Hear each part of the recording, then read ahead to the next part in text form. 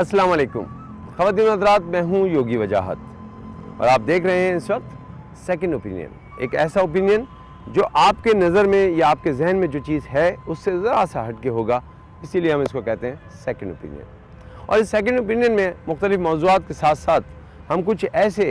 हसास मौज़ूआत को भी लेके चलते हैं जिस पर यकीनन सबकी नज़र होनी चाहिए। बच्चे सबको अच्छे लगते हैं, लेकिन बच्चों के मसाइल के बारे में आगाही कुछ कम है। इसीलिए आज हमने एक ऐसा मौजू मुंतखब किया है जो पैदाइश या पैदाइश के अमल के दरमियान अगर हो जाए तो बच्चों में बहुत से मसाइल पैदा करता है। इसको कहते हैं सेरेब्रल पैल्सी, यानी दिमाग का फालिज। ये पैदाइशी एक मर्ज़ है, परमानेंटली होता है। इसमें नर्वस सिस्टम जो है वो वीक हो जाते हैं, इंसान की जो मूवमेंट है उसमें फ़र्क पड़ सकता है, बहुत ज़्यादा राशा आ सकता है, ट्रिमरिंग हो सकती है। और अगर जहन के उस हिस्से पे ये असर डाल दे जहाँ पे ज़हनी सलाहियतों का ताल्लुक़ होता है तो फिर याददाश्त और कैलकुलेशन से भी मुतालिक बहुत से मामला डिस्टर्ब हो सकते हैं। बज़ाहिर कहने में तो मामूली सी बात लगती है, लेकिन पूरे घर और पूरे शख्स की ज़िंदगी इससे बिगड़ सकती है।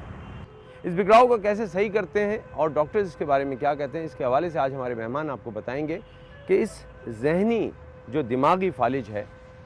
इससे कैसे रोकथाम की जा सकती है कि नहीं की जा सकती, वो मालूम करेंगे। इसके जो अक़साम हैं वो हम उस पर डिस्कस करेंगे और देखेंगे कि जिन बच्चों को, जिन अफराद को ये मसला हो चुका है, क्या उसका कोई क्योर है, उसकी एहतियात है। तो चलिए हम चलते हैं अपने मेहमान के पास और उनसे ये तमाम सवालात पूछते हैं जो इस वक्त मैंने आपके सामने पेश किए।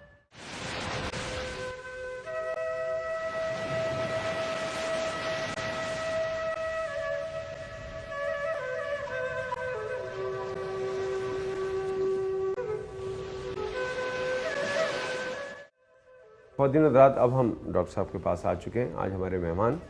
डॉक्टर राजा मोहम्मद शहताज साहब, आप इनसे पहले भी मिल चुके हैं, हमारे एक प्रोग्राम में ये हमारे मेहमान थे। आज हमने इसलिए इनको ज़हमत दी है कि ज़हनी फालिज या सेरेब्रल पैल्सी जो है इसके हवाले से जो गुफ्तगू हम करना चाहते हैं, जो आगाही आपको देना चाहते हैं,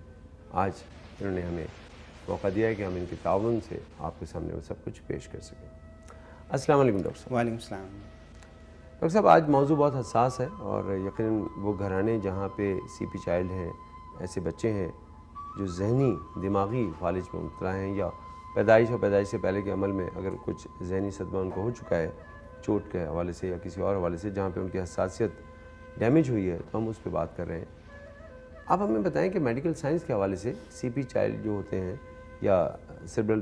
पैल्सी जो होता है, ये क्या चीज़ है? जी, पहले तो ये समझना कि सेरेब्रल पाल्सी है क्या। ये एक डेवलपिंग ब्रेन को पहुंचने वाली इंसल्ट है जो बच्चे की पैदाइश से पहले, पैदाइश के दौरान या पैदाइश के 2 साल बाद तक दिमाग को पहुंचती है और जिसकी वजह से उसकी मूवमेंट और पोस्चर मुतासर हो सकते हैं। और इसमें एक और इम्पॉर्टेंट चीज़ ये है कि ये नॉन प्रोग्रेसिव होती है, बढ़ती नहीं है वक्त के साथ साथ। दिमाग की चोट बढ़ती नहीं है,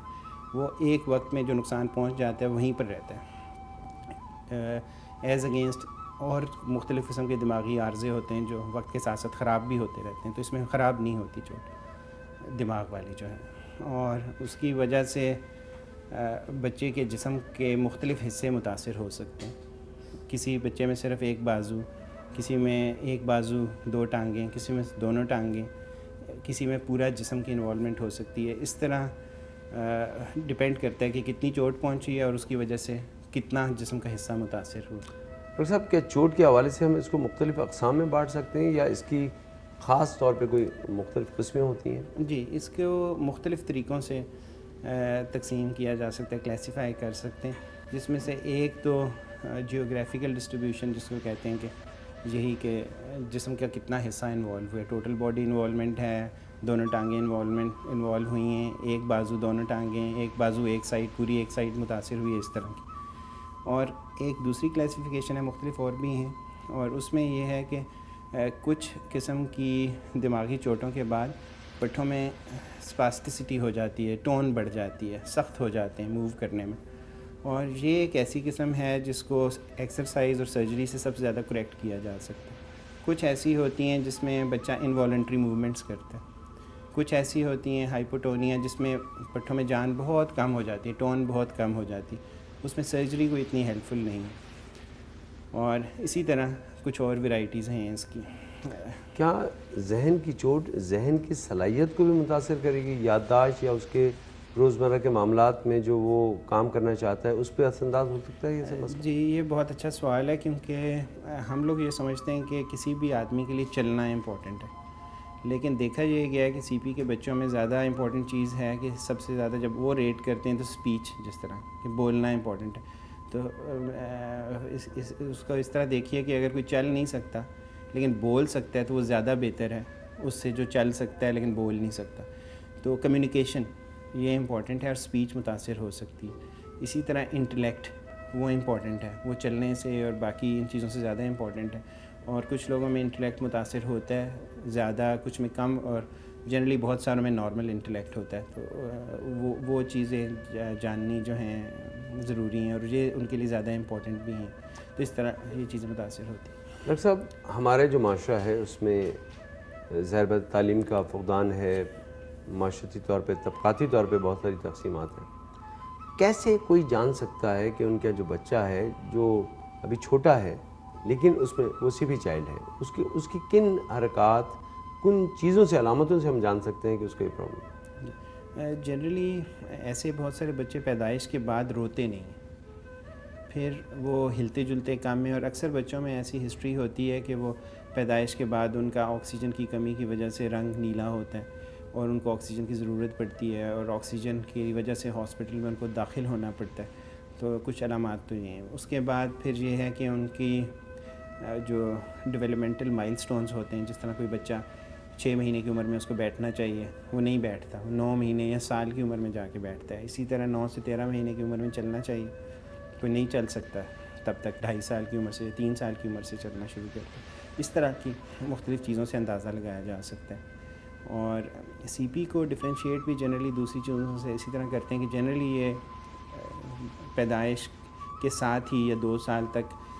اس چیز کا پتہ چل جاتا ہے لوگوں کو۔ باقی کچھ ایسی تکلیفیں ہیں، پٹھوں کی بھی عارضیں ہیں، اس کے علاوہ کچھ اور بیماریاں ہیں جو دیر سے ڈیولپ ہوتی ہیں، جو اس کیٹیگری میں نہیں آتی؟ جی جو اس کیٹیگری میں نہیں آتی لیکن ملتی جلتی ہو سکتی ہمیں بہت سوچ سمجھ کے کرنا چاہیے، لیکن یقیناً آپ بھی میری بات کو کی تائید کریں گے کہ ایسے بچوں کو فوری طور پہ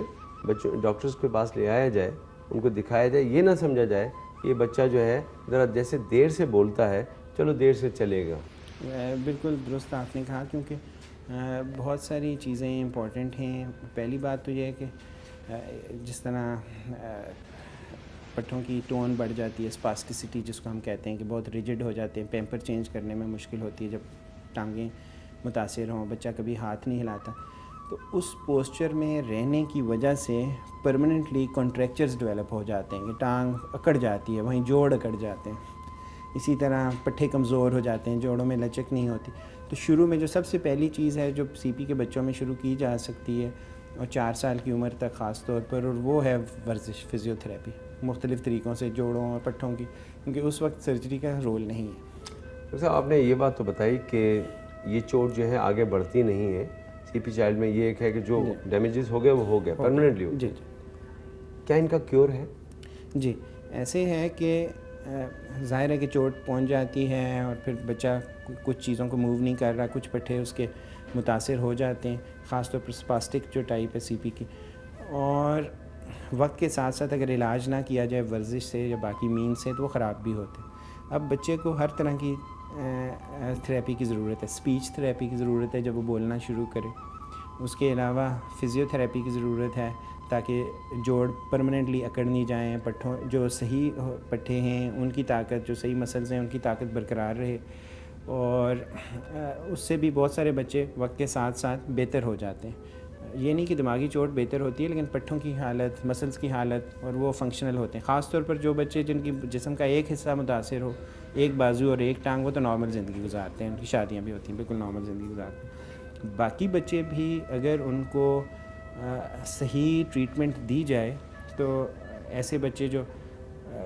چلنے میں جن کو بہت مشکلات ہوتی ہیں اور پوسچر ان کا بڑا خراب ہوتا ہے، اس کو بہت بہتر کیا جا سکتا ہے۔ ڈاکٹر صاحب، کیا میڈیکل سائنس اب اس مقام پہ ہے جہاں پہ ہم کسی احتیاطی تدابیر سے یا ادویات سے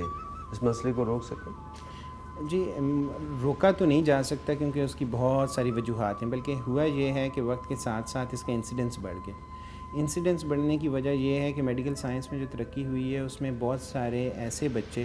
جو بہت لو ویٹ کے پیدا ہوتے ہیں، وقت سے بہت پہلے پیدا ہو جاتے ہیں، اب ان کو بھی بچا لیا جاتا ہے، اور ایسے بچوں میں سی پی ہونے کا چانس زیادہ بڑھ جاتا ہے کیونکہ ان کا دماغ بہت نازک ہوتا ہے اور پیدائش کے وقت جو چینجز آتی ہیں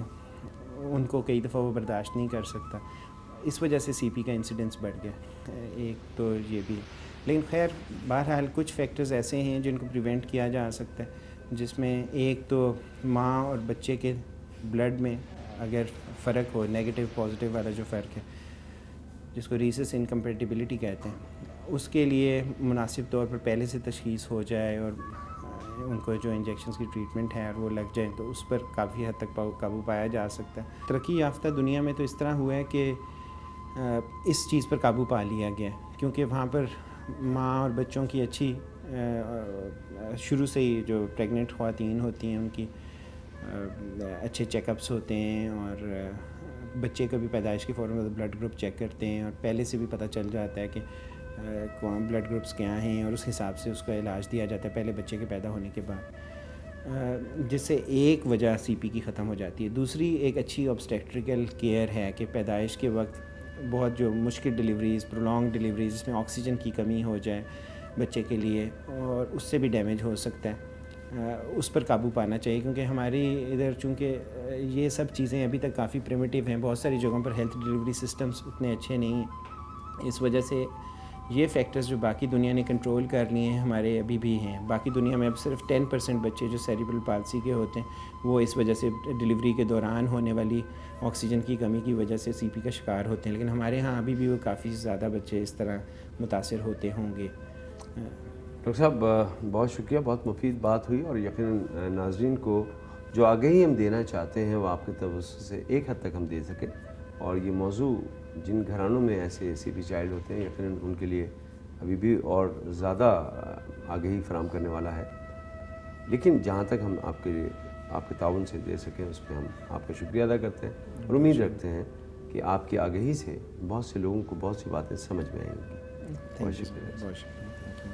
خواتین حضرات، جو گفتگو ہوئی اگر اس کو میں سمرائز کروں تو یہ بات کہنے میں کوئی عار نہیں ہوتا کہ اگر ایک بیمار ماں ایک بچے کو جنم دے گی تو خطرہ ہے کہ وہ بھی بیمار ہوگا۔ یہی وجہ ہے کہ بچوں کے درمیان جو ایک وقفے کی بات کی جاتی ہے وہ ایک صحت مند ماں کے لیے کی جاتی ہے تاکہ جب دوسرا بچہ اس دنیا میں آئے تو تندرست ہو، صحت مند ہو اور بہتر ہو۔ اگر ہم ان چھوٹی چھوٹی باتوں اور احتیاطوں پہ بھی عمل کر لیں تو ہو سکتا ہے کہ آنے والا بچہ تندرست اور صحت مند ہوگا اور پھر وہ سی پی چائلڈ نہیں ہوگا، ورنہ انہیں سے پوچھیے جن کے پیارے ان کی مدد کے لیے انتظار کرتے ہیں، جن کے لیے والدین کا سہارا بننے کے بجائے وہ کبھی کبھی والدین کے کاندھوں پہ ہوتے ہیں۔ کیا اس میں ہمارا ہاتھ ہے؟ ہم نے کیا؟ کیا یہ قدرت کی طرف سے ہوا؟ ایک طویل موضوع ہے، لیکن میں یہ کہوں گا اور مجھے یہ کہنے کا حق دیجیے کہ بہت کچھ ہم بدل سکتے ہیں اگر ہم اپنی سوچ کو بدلیں اور احتیاطی تدابیر کو ذہن میں رکھیں تو یہ معاشرہ بہت حد تک تندرست اور صحت مند لوگوں سے بھر جائے گا۔ آپ اپنا خیال رکھیے، اور اب اس کے بعد ہم لیتے ہیں ایک چھوٹا سا بریک کے بعد ہمارے پاس بہت کچھ ہے، آپ کہیں جائیں گے نہیں۔